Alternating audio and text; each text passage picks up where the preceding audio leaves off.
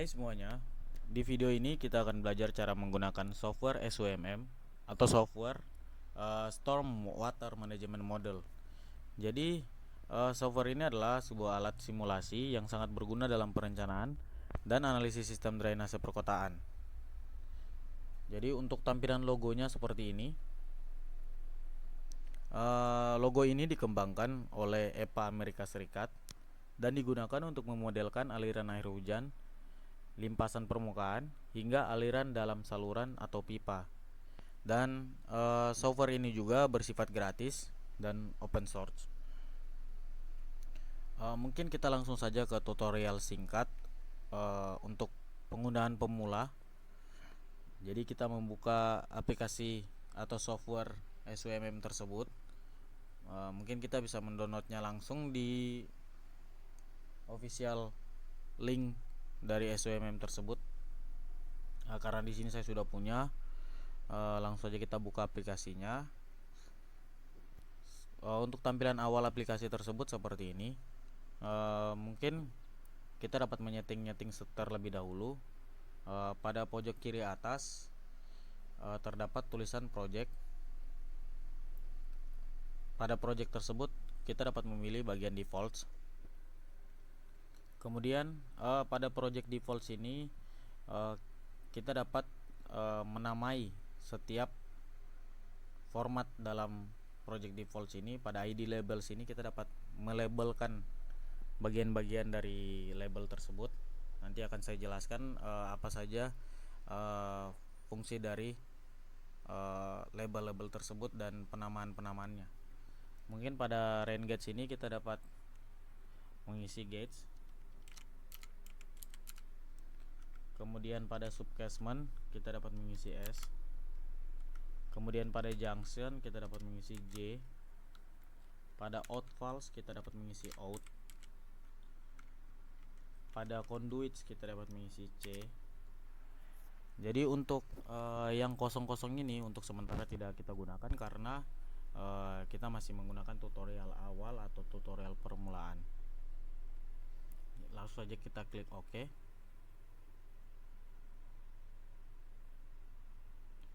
Kemudian pada sudut sebelah kanan toolbar terdapat tulisan subcasement.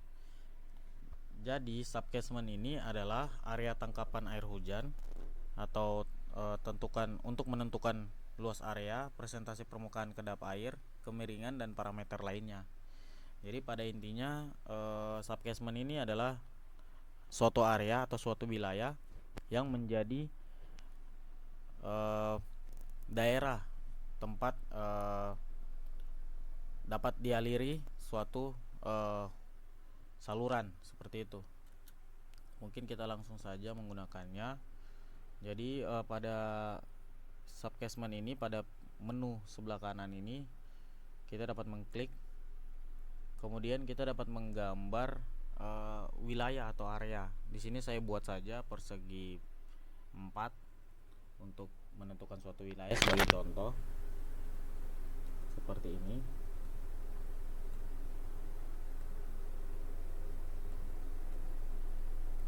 Saya akan buat 2 buah persegi atau 2 buah subcasement.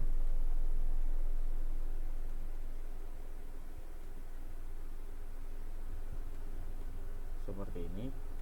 Di sini sudah tertera ada menu S1 dan S2. Jadi untuk mengetahui lebih mudahnya aja, kita dapat mengklik kanan pada area bebas mau di mana saja. Kemudian kita klik option. Kemudian pada map option kita dapat memilih nodes. Ini nodes ini untuk nanti kita dapat melihat titik-titik junction tersebut dengan lebih jelas.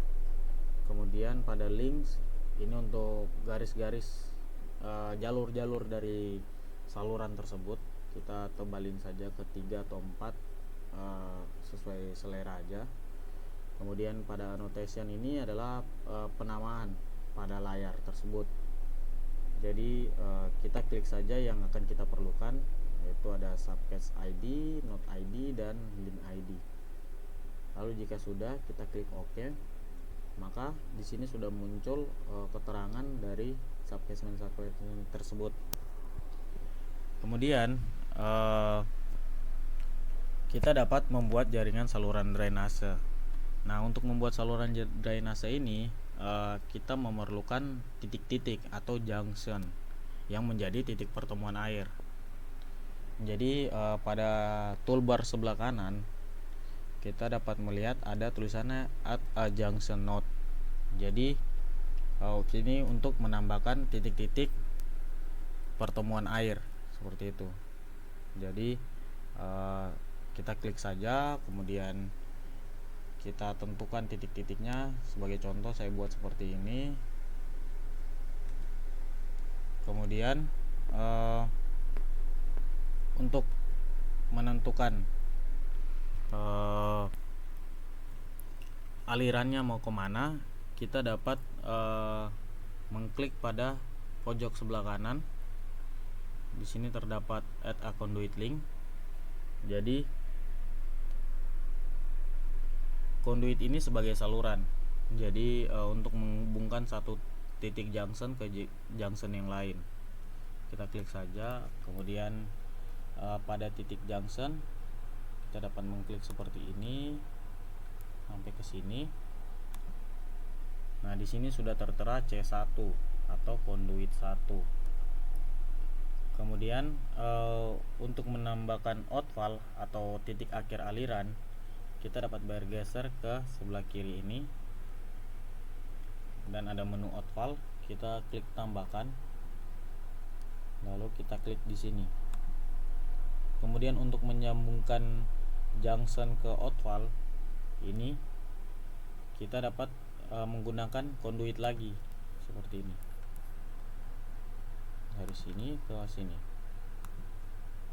Jika sudah, kita akan menghubungkan subcasement ke junction-junction tersebut. Jadi kita klik saja di pada bagian titik subcasement tersebut.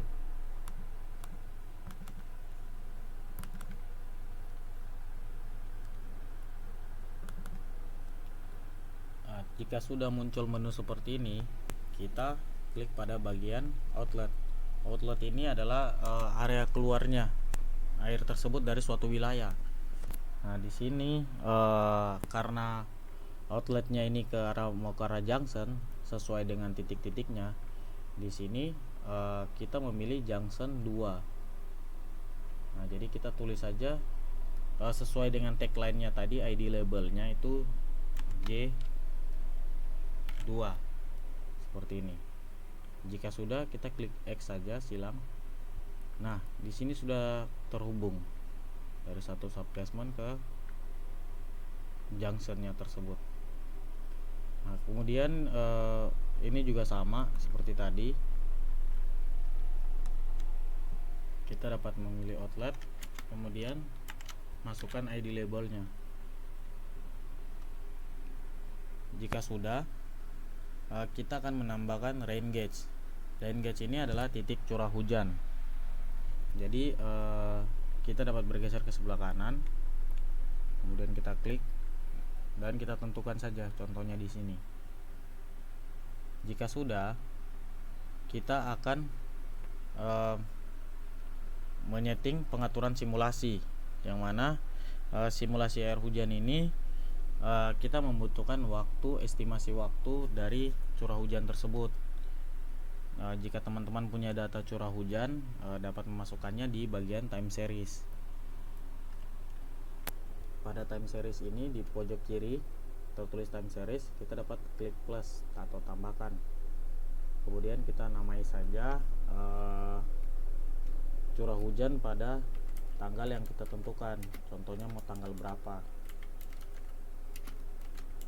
Contohnya tanggal 30 Juni.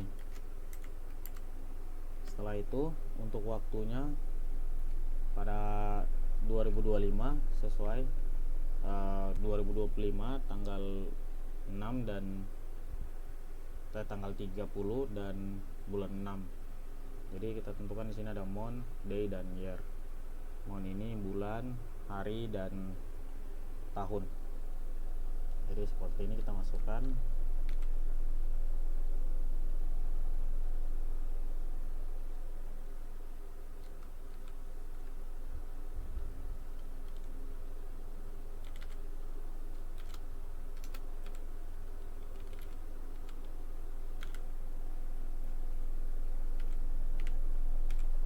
untuk mempermudah kita mengetahui waktu curah hujannya. Sini saya pakai 2 saja. Untuk waktunya kita mau mulai dari jam berapa? Contohnya dari jam 13.40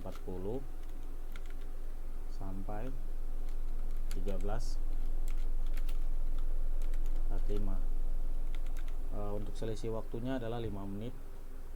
Untuk value-nya di sini sebagai contoh kita buat saja 0,5. Untuk intensitas hujannya 0,5 dan 1,2. Jika sudah, kita klik OK. Kemudian kita bergeser ke bagian option di bagian sudut kiri. Di sini terdapat tulisan dates. Ini untuk menentukan waktu simulasinya. Di sini untuk waktunya seperti yang tadi kita sudah buat, yaitu di jam 13.40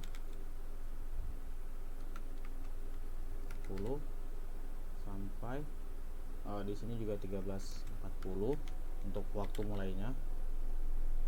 Untuk waktu melaporkannya juga begitu, dan ini untuk waktu analisisnya, analisis terakhir di pukul 13.45.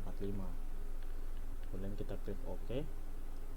Jika sudah, kita dapat memilih bagian rain gauge untuk menyeting waktu time seriesnya tersebut. Contoh, time intervalnya di sini kita pakai 1 menit saja.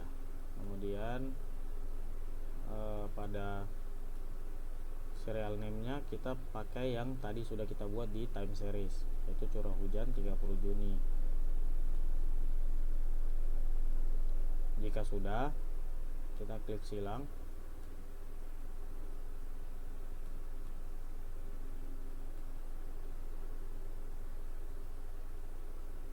Kemudian pada rain gauge-nya ini kita masukkan sesuai dengan yang sudah kita namai labelnya pada subcasement tersebut, gauge 1, dan di sini juga sama, gauge 1 juga. Kemudian pada elevasi ini kita harus melihat dari Google Earth. Pada invert elevasi ini pada junction juga butuh invert elevasi.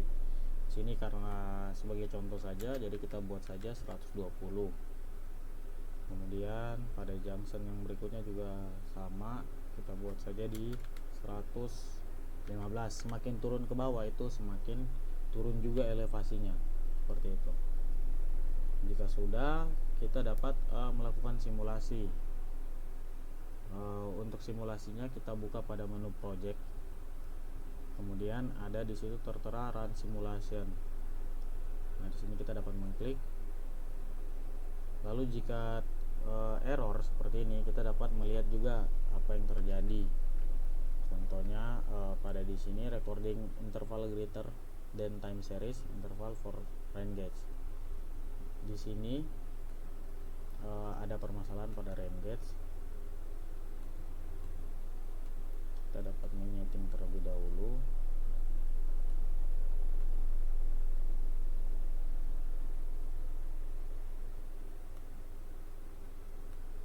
Oh ya, karena tadi kita buat 5 menit, jadi kita pakai 0,0.2005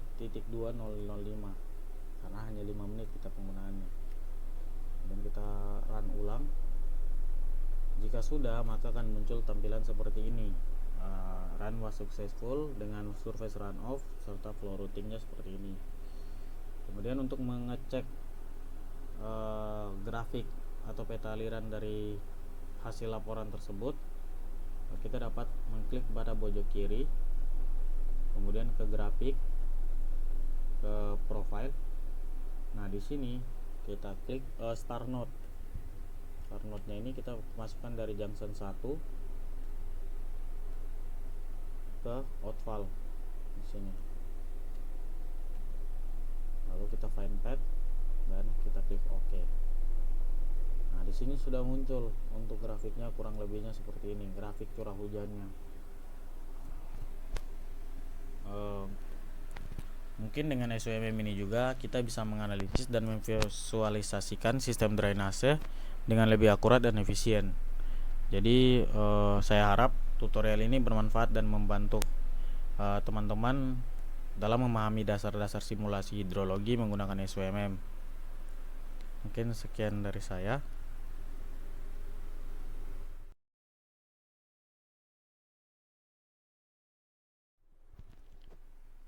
Baik, untuk selanjutnya kita akan menggunakan suatu aplikasi berbasis web, yaitu Floor Planner.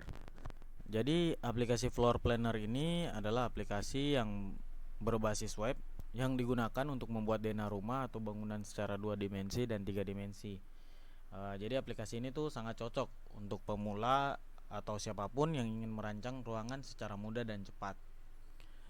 Mungkin kita langsung masuk saja ke tutorial penggunaannya. Jadi aplikasi ini diakses melalui internet, yaitu melalui website. Jadi kita bisa buka, kemudian kita cari floorplanner.com.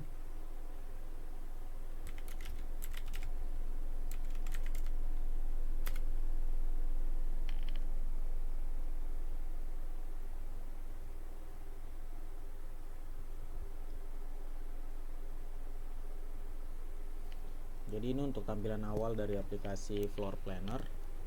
Kemudian untuk teman-teman yang belum mempunyai akun, bisa mendaftar melalui tombol free akun atau sign up. Kemudian login menggunakan Google untuk mempermudah kita juga.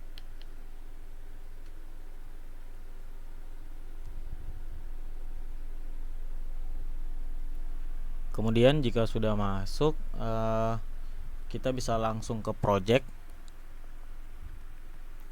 kemudian create project. Ini untuk settingan dari project tersebut. Di sini saya namai saja project 1. Bisa langsung kita skip saja.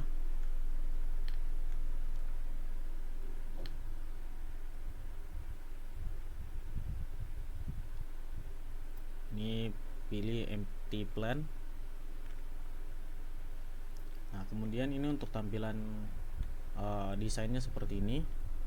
Untuk awalnya teman-teman bisa mengklik pada draw room pada sudut kiri. Kemudian teman-teman ingin mendesain suatu rumah, saya contohin aja.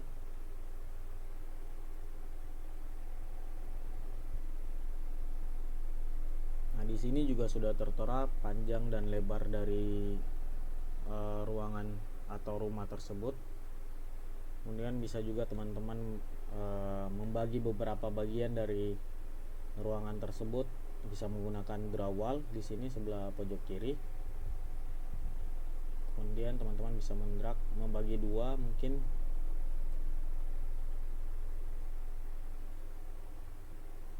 seperti ini. Kemudian jika ingin menambah lagi dinding, teman-teman bisa draw wall lagi.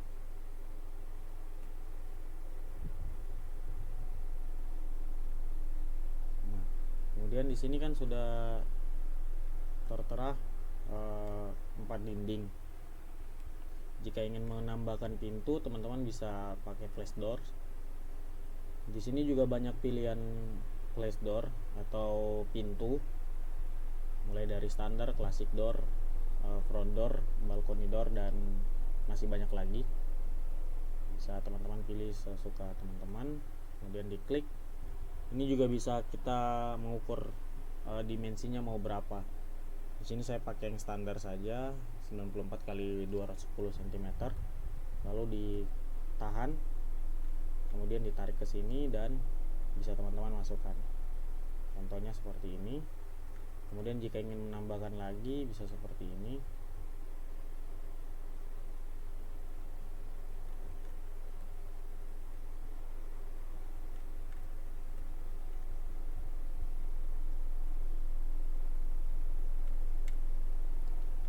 Jika sudah, teman-teman bisa juga menambahkan jendela. Jendela di sini juga banyak pilihan, silakan disesuaikan dengan kebutuhan. Caranya sama, ditekan dan ditahan, kemudian ditarik ke arah bena yang kita buat.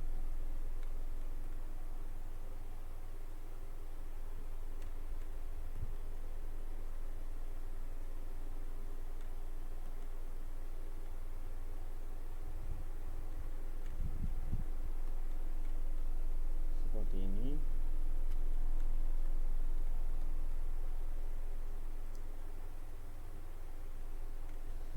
Jika sudah, teman-teman juga bisa menambahkan struktur-struktur seperti hiasan atau dekorasi, bisa melalui struktur ini, plastic tool, atau menggunakan objek. Jadi objek ini juga banyak pilihan, mulai dari kursi, meja, dan perabotan-perabotan rumah lainnya. Seperti contoh, saya ingin mengambil kursi ini, lalu kita klik, kemudian kita arahkan ke sini seperti ini. Kemudian untuk mejanya seperti ini. Pokoknya bebas, sesuai selera dari teman-teman aja.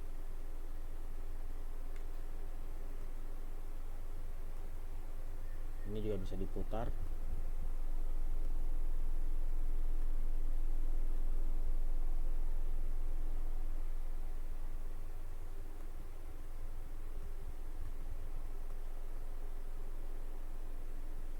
Seperti ini. Terus bisa juga menggunakan yang lainnya. Ini masih banyak lagi perabotan-perabotan yang mungkin teman-teman ingin masukin. Bisa juga pilih dari kategori, mulai dari living room, tempat makan, dining room, kitchen, bedroom, dan masih banyak lagi. Kelistrikan juga di sini ada, aksesoris, terus ruang kerja, sekolah, atau sport atau lahan bermain juga bisa kita desain di sini juga. Di sini teman-teman bisa bebas milih. Contoh mungkin saya ingin membuat dapur mungkin. Nah, di sini perabotan dapur juga ada. Bisa teman-teman pilih mau yang mana aja, semua ada. Nah, dari ini meja contoh.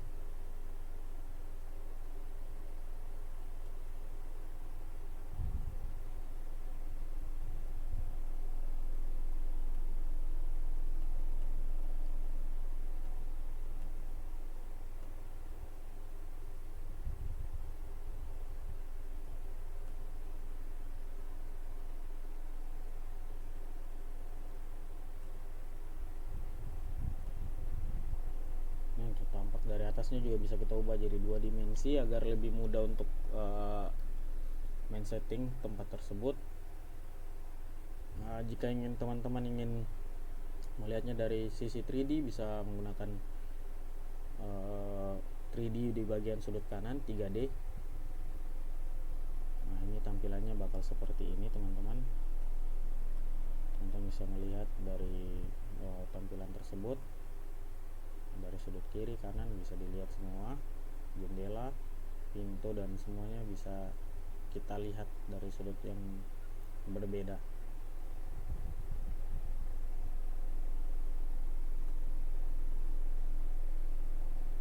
Mungkin untuk ekspor dari hasil gambar tersebut bisa kita ekspor dari sini juga. Kemudian kita bisa ekspor image, ekspor foto atau hasil. Karena sini gratis, jadi kita menggunakan export SD aja. Namun kekurangannya di sini harus menunggu selama 10 menit agar gambar tersebut dapat diekspor dan dapat didownload. Mungkin nah, ini hasilnya bisa kita lihat, hasil ekspornya.